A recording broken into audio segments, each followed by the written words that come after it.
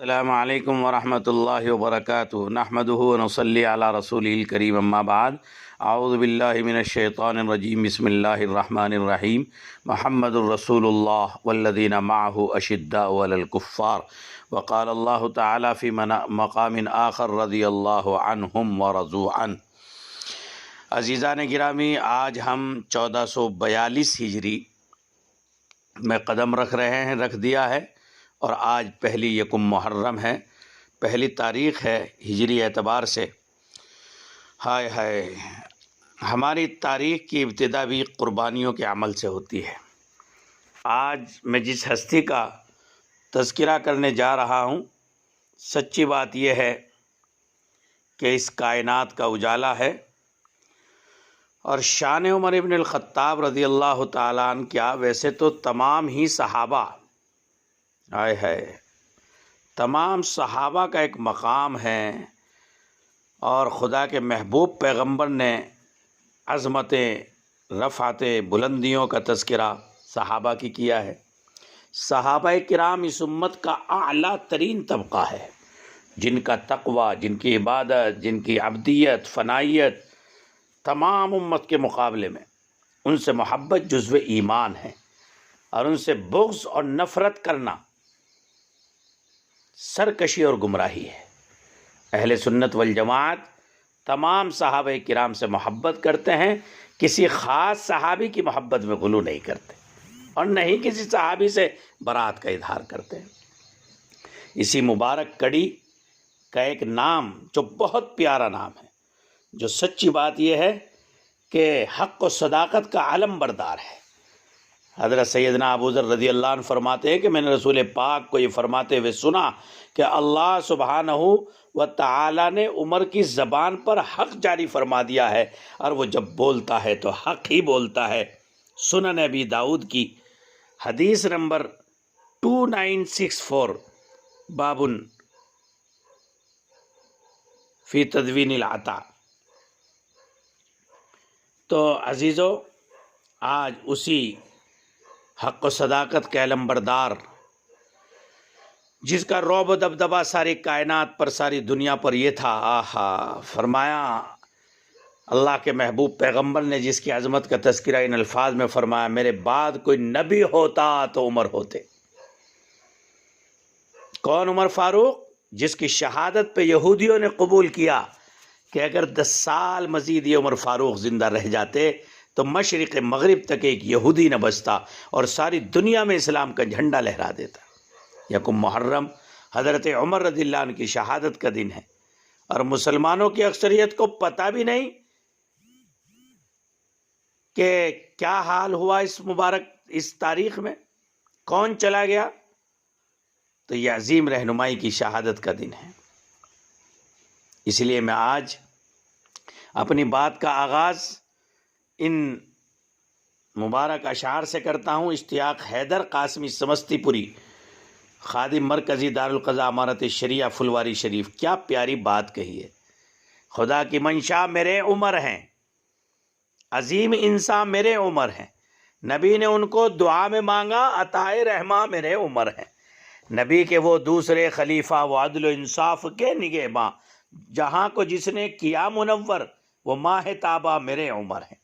گزر جدھر کو ہوا ہو ان کا، ادھر سے شیطاں گزر نہ پائے، ہے خوف کھاتے ہر ایک شیطاں، عدو شیطاں میرے عمر ہیں۔ وہ جن کی تائید میں خدا نے قرآن کی آیات کو اتارا، حسین تحفہ میرے عمر ہیں، محب یزداں میرے عمر ہیں۔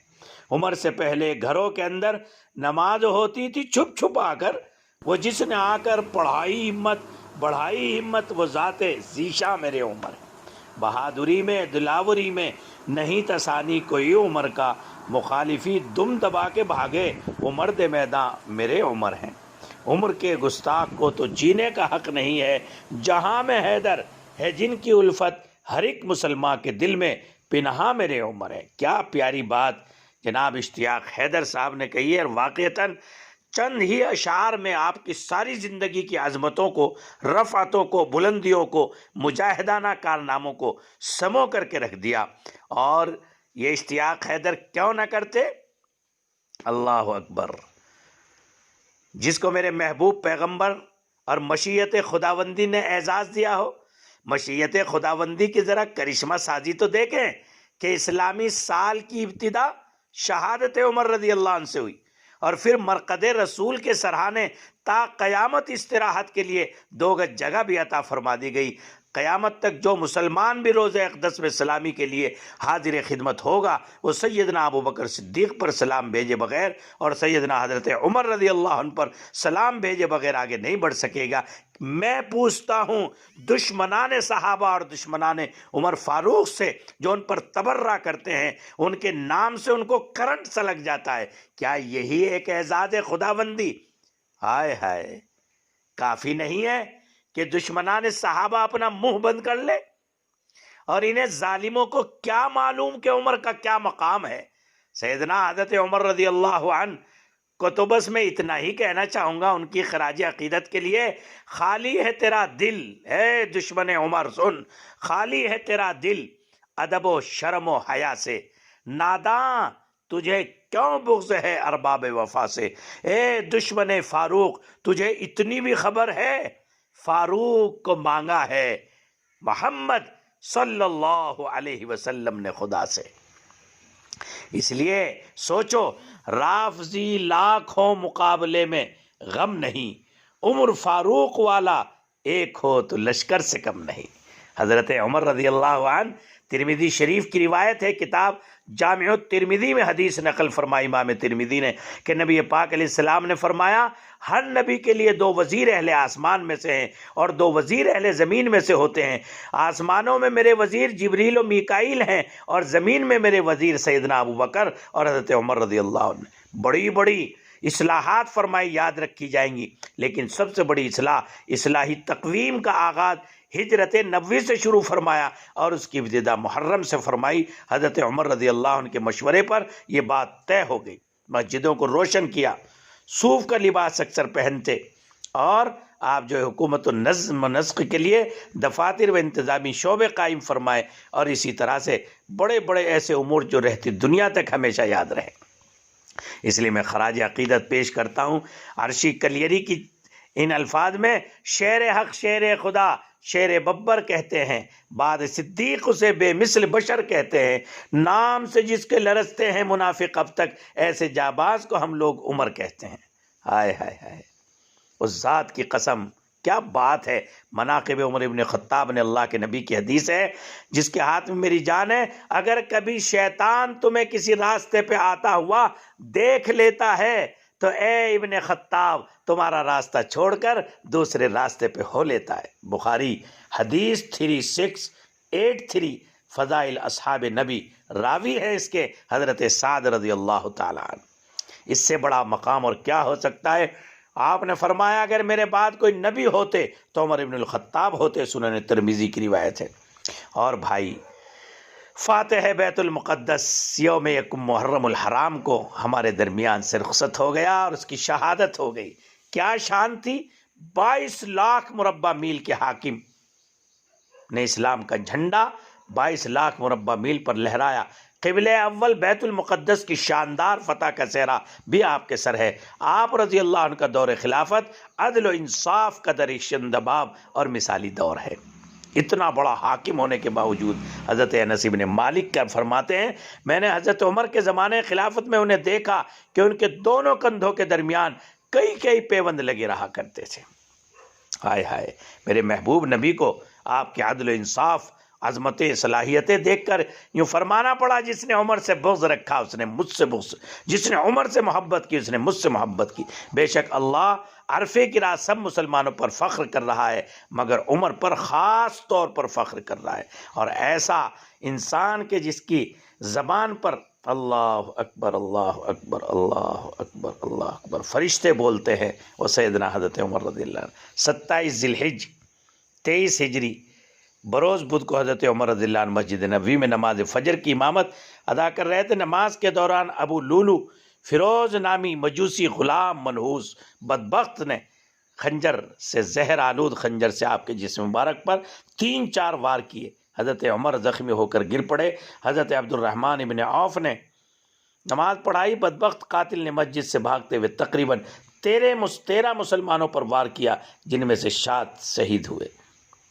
آپ رضی اللہ عنہ کو بے ہوشی کی حالت میں ہوش آنے پر جب آپ کو بتایا گیا کہ حملہ آور مجوسی تھا تو آپ نے اس بات پر اللہ کا شکر ادا کیا کہ کوئی مسلمان نہیں تھا. آپ رضی اللہ عنہ خشیت اللہ کی کیفیت طاری ہو گئی.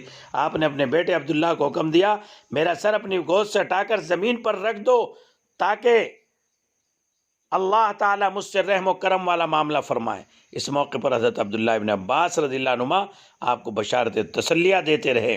3 دن قرب میں تکلیف میں گزارنے کے بعد آپ رضی اللہ عنہ زخموں کی تاب نہ لاتے ہوئے یکم محرم الحرام سن 24 ہجری کو شام میں شہادت نوش فرمایا. ہائے ہائے ہائے. رسول اللہ حضرت عمر رضی اللہ عنہ کو مخاطب کر کے فرماتے، قسم اس ذات کی جس کے قبضے میری جان ہے، تیری عظمتیں تیری رفتیں بہت ہیں. ہائے ہے، میں سویا ہوا تھا.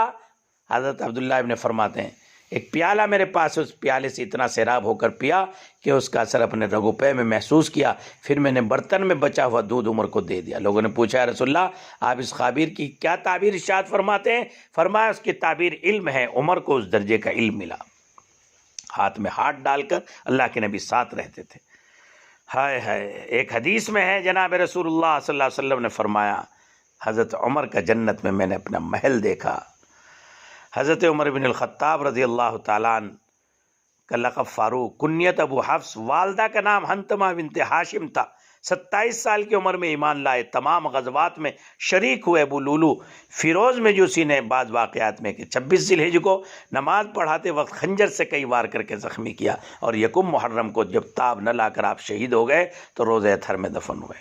ہائے ہائے. اللہ اللہ اللہ اللہ.